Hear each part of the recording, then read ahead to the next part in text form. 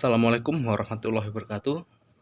Saya Billy Ridnawan Aribowo dari kelas 3A2 NPM 19144200043 ingin mempresentasikan hasil observasi saya yang berjudul Masalah dalam Belajar. Ya, terima kasih untuk dosen pengampu Bapak Sukadari yang telah membimbing agar observasi ini berjalan dengan lancar. Nah, di SMP Negeri 2 Sanden, yang pertama saya menghubungi konselor atau guru BK yang berada di sana. Saya bertemu dengan Bapak Afrilian Anggi, SPD. Status konselornya dia masih honorer. Dan informasi dari beliau saya mendapatkan permasalahan dari satu konseli yang berinisial ARK, tempat tanggal lahir Bantul 31 Agustus tahun 2005.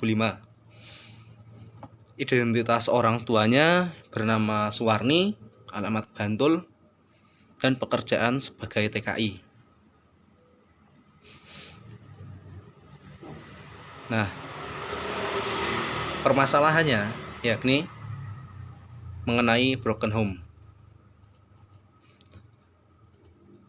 Dari pemaparan guru BK yakni Bapak Anggi, saya mendapatkan informasi bahwa konseli ini kurang dalam perhatian oleh orang tuanya dikarenakan orang tuanya sibuk bekerja menjadi TKI di Malaysia. Nah, dari permasalahan tersebut mempengaruhi konseli dalam belajarnya. Jadi dia tidak begitu fokus dalam belajar. Nah, guru BK dalam hal ini memiliki peran penting dalam menjalankan tugasnya dan pendekatan kepada konseli tersebut. Dengan cara apa konselor itu memberikan pendekatan, yakni dengan cara home visit. Kita tahu home visit adalah kunjungan ke rumah, tujuannya agar konselor mengetahui apa permasalahan yang dihadapi oleh konseli dan pengaruh lingkungan sekitar rumah konseli. Nah, dari kasus tersebut didiagnosa yakni broken home atau hubungan orang tua. Terus dari kasus itu berlanjut ke kesulitan belajar bagi konseli dan kurangnya perhatian si konseli. Jadi menurut pemaparan konselor atau Bapak Anggi yang mengasuh konseli dari kecil hingga saat ini yakni kakek dan neneknya.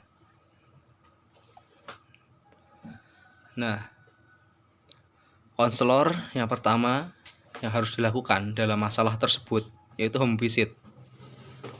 Nah, tujuan dari home visit itu seperti tadi yang saya paparkan, yaitu mengetahui problem yang ada di kehidupan si konseli. Nah, terus yang dilakukan oleh konselor yakni memberi motivasi agar konseli itu tidak memikirkan permasalahan yang dihadapi. Nah, berikutnya konselor juga harus perhatian dan sering mengajak konseli itu berbicara atau sharing-sharing tentang masalah yang dihadapi konseli. Berikutnya, konselor memberikan tugas. Tujuannya apa? Agar si konseli bisa melupakan atau meringankan beban yang dihadapi oleh konseli. Berikutnya ya konselor pasti harus melihat situasi di daerah si konseli tinggal ya. Tujuannya agar memberikan pengetahuan kepada lingkungan sekitar bahwa si konselor itu harus diperhatikan. Nah, dari pemaparan di atas dapat disimpulkan menjadi konselor itu tidaklah mudah. Bermacam-macam masalah harus menuju titik terang. Sebagai konselor harus senantiasa sabar dalam menghadapi berbagai masalah yang dimiliki oleh konseli. Konselor juga harus mematuhi kode etik supaya tidak salah dalam menyelesaikan suatu permasalahan yang dialami oleh konseli. Maka dari itu, sebagai konselor sebaiknya belajar mengenali diri sendiri dulu. Kelebihan dan kekurangan harus saling menutupi. Setelah mencakup semua hal tersebut, baru belajar mengenali klien atau konseli, dan harus selalu mematuhi kode etik konselor agar tidak salah dalam menyelesaikan suatu permasalahan. Nah, saran untuk dosen pembimbing atau prodi yaitu dalam menjalankan atau memberikan tugas observasi, semoga kedepannya bisa lebih baik.